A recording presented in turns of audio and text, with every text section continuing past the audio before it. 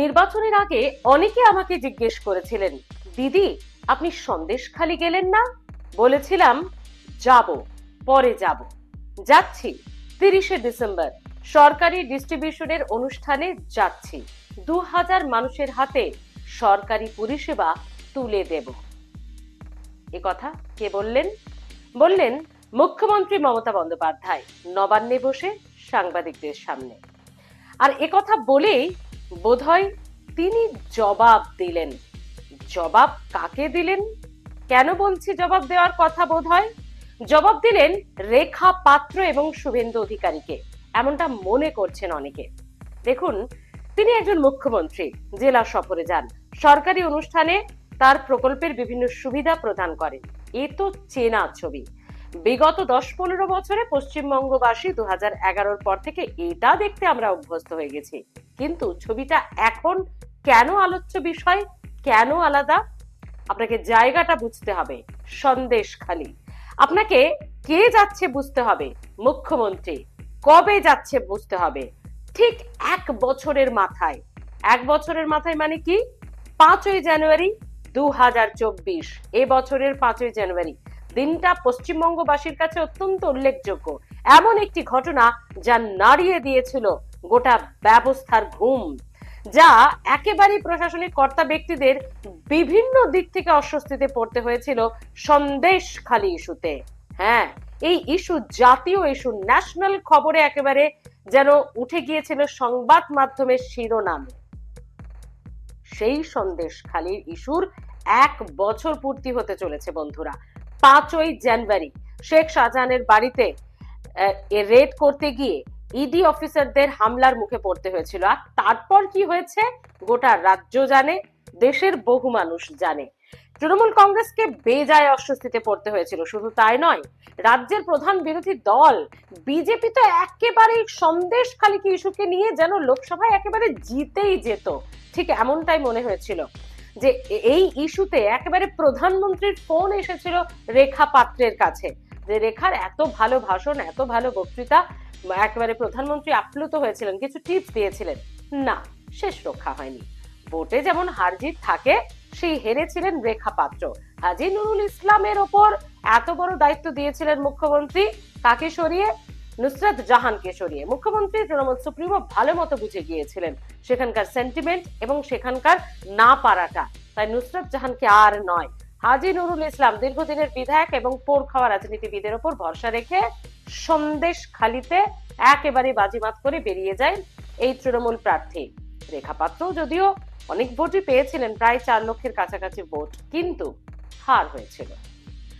তো এই রেখা পাত্র যখনই মুখ খুলেছেন, তা সে সন্দেশখালি ইস্যু হোক বা তারপর থেকে, হাল ফিরে খুব একটা তাকে দেখা যায় না, কিন্তু সন্দেশখালি ইস্যুতে মনে আছে নিশ্চয়ই, অখ্যাত এক গ্রামের এক নারী, এক গৃহবধূ হাজারো এরকম মা মহিলাদের নিয়ে লাঠি হাতে, ঝাঁটা হাতে, দিনে দুপুরে রাতের অন্ধকারে তারা শেখ শাহজাহানের বিরুদ্ধে, সিস্টেমের বিরুদ্ধে জিহাদ ঘোষণা করেছিলেন। একেবারে সবকিছু যেন তারা পাল্টে দিতে চেয়েছিলেন। হ্যাঁ, ইস্যুটাই এমন ছিল, এটাও সত্যি কথা, যে অত্যাচার, যে জমি মাফিয়া, যে গ্রামবাসীদের উপর দীর্ঘদিনের নিপীড়ন, যা যা অভিযোগ করা হচ্ছিল, সেগুলো সত্যি হাড় হিম করা অভিযোগ। তো সেসব তো এখনো সবই চলছে, বিচারাধীন বিষয়। শেখ শাহজাহান এখনো হেফাজতে। কিন্তু বন্ধুরা, প্রশ্ন হচ্ছে, নবান্ন থেকে বসিরহাটের সন্দেশখালি যেতে মুখ্যমন্ত্রীর 1 বছর সময় লেগে গেল। কখন তিনি যাচ্ছেন? ঠিক 5ই জানুয়ারি 2025-এর আগে 30শে ডিসেম্বর সোমবার বেলা 1টায় সন্দেশখালিতে 2000 মানুষকে সরকারি সুবিধার সমস্ত বিষয় প্রদান করা হবে। হ্যাঁ, তাহলে ভেবে দেখুন, গভর্নমেন্টের স্কিম নিয়ে যাচ্ছেন মুখ্যমন্ত্রী মমতা বন্দ্যোপাধ্যায়। রেখা পাত্র, শুভেন্দু অধিকারী যখন মুখ খুলেছেন সন্দেশখালি ইস্যুতে, বেজায় চটে গিয়ে তারা বলেছেন, কটাক্ষ করেছেন মুখ্যমন্ত্রী কতখানি ব্যর্থ, মুখ্যমন্ত্রীর সাংসদ বিধায়করা কতখানি ব্যর্থ, নারী নির্যাতন, জমি মাফিয়া কিভাবে তৃণমূল নেতা শেখ শাহজাহান এবং তার অনুগামীরা দীর্ঘদিন করে গেছে, এবং তারা নাকি কালীঘাটে একদম সেই ষড়যন্ত্রের মধ্যেও রয়েছে, সেই টাকা লেনদেনের মধ্যেও রয়েছে। মুখ্যমন্ত্রী অভিষেক বন্দ্যোপাধ্যায় সবটাই জানতো সেই শাহজাহানের কুকীর্তি, তার অনুগামীদের কুকীর্তি, কিন্তু তারা কিছু বলেনি, নাকি শুধুমাত্র টাকার জন্য সন্দেশখালীতে নাকি এই মাফিয়ারা থরে থরে টাকা পাঠাতো। তো সেসব তো অভিযোগ বা তদন্তাধীন বিষয়।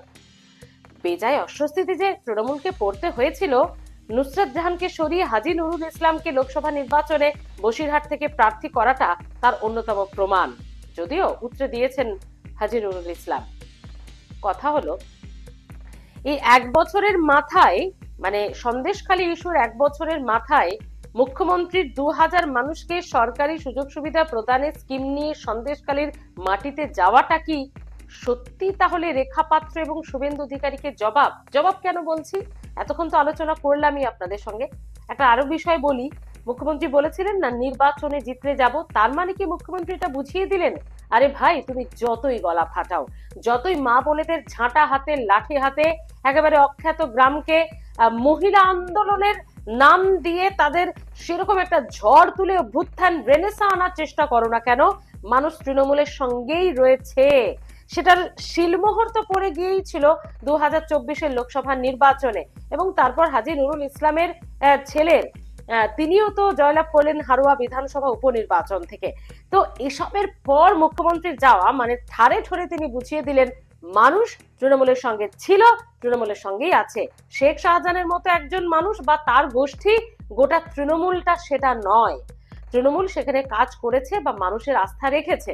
হ্যাঁ, শেখ শাহজাহান বা তার অনুগামীরা যে অত্যাচার করেছে বা যেটা বিচারাধীন বিষয়, সেটাতে তো তাদের শাস্তি হবেই। সেটা তো মুখ্যমন্ত্রী বলেইছেন যে কে কোনো অন্যায় বরদাস্ত করা যাবে না। কিন্তু মানুষ তো দিনের শেষে ভোট দিল তৃণমূলকে, জেতালো হাজী নুরুল ইসলাম এবং তার ছেলেকে। তাহলে বন্ধুরা, রেখাপাত্রের উপর তো ভরসা রাখেনি সন্দেশখালীর মানুষও। তাহলে বন্ধুরা, এটা কি যোগ্য জবাব রেখাপাত্র এবং শুভেন্দু অধিকারীকে? এতদিন ধরে মুখ্যমন্ত্রী এবং তৃণমূলের তাবড় নেতারা রেখাপাত্র একেবারে প্রধানমন্ত্রী নরেন্দ্র মোদী থেকে শুরু করে শুভেন্দু অধিকারী যেভাবে সন্দেশখালী ইস্যুতে সোচ্চার হয়েছে, প্রচার অভিযান থেকে রেজাল্টের আগে পরে, এবং যখনই সন্দেশখালী ইস্যু ওঠে তখন তার সবটার কি এক বছর সময় নিলেন মুখ্যমন্ত্রী জবাব দিতে, তৃণমূল সুপ্রিমো জবাব দিতে? না হলে তিনি বলেছিলেন কেন যে নির্বাচনের পর যাব? আর ঠিক এই কারণেই তৃণমূলের বা মুখ্যমন্ত্রীর জেতা, বারে বারে জেতা, এবং বিশ্লেষকেরা বলেন আগামী আরো কয়েক বছর, কয়েকটা টার্মও তিনি জিতবেন। তিনি কথা দিয়ে কথা রাখেন। বলেছিলেন নির্বাচনের পরে যাব, মানে তিনি দেখছিলেন, মেপে নিচ্ছিলেন মানুষ কি করে, মানুষ ভোট দিল, তিনি তার কথা রাখতে যাচ্ছেন। এই কারণেই কি তার বারবার জেতা? এটাই তো মনে করছেন রাজনৈতিক বিশ্লেষকদের একাংশ, এটাই তো মনে করছে সাধারণ মানুষের একাংশ। তবে বন্ধুরা, আপনারা কিভাবে দেখছেন? সন্দেশখালীতে এক বছর পর সন্দেশখালী ইস্যুর ঘটে যাওয়া ঘটনা যা আলোড়ন তৈরি করেছিল, একবারে অভ্যুত্থান তুলে দিচ্ছিল, সেই ঘটনার এক বছর পর মুখ্যমন্ত্রীর সন্দেশখালীর মাটিতে পা রাখা, 2000 মানুষকে সরকারি সুযোগ সুবিধা প্রদানের বিষয় সরকারি কর্মসূচি নিয়ে পা রাখা, এটা কি রেখাপাত্র এবং শুভেন্দু অধিকারীর যে এত গলা ফাটানো তারই যোগ্য জবাব? তিনি কি বুঝিয়ে দিলেন? তিনি মমতা বন্দ্যোপাধ্যায় যোগ্য সময়ে, যোগ্যভাবে, যোগ্য জায়গায়, যোগ্য ভাষায় উত্তরটা দিতে জানেন, সে কারণেই তিনি মমতা বন্দ্যোপাধ্যায়। আপনারা কিভাবে দেখছেন? নাকি এটা 2026-এর আগে শেখ শাহজাহান ইস্যু বা সন্দেশখালী ইস্যুকে জাস্ট ওয়াশ আউট করার একটা স্ট্র্যাটেজি? আপনারা কিভাবে দেখছেন অবশ্যই জানাবেন বন্ধুরা। আপনাদের উত্তর বা কমেন্টের আশায় থাকলাম। আপনারা প্রত্যেকটা ভিডিওতে কমেন্ট করছেন, ভালো লাগছে। এভাবেই আমাদের সঙ্গে জুড়ে থাকুন। আর হ্যাঁ, এই ইস্যুতে অবশ্যই আপনার মতামত জানাতে ভুলবেন না। ভালো থাকবেন।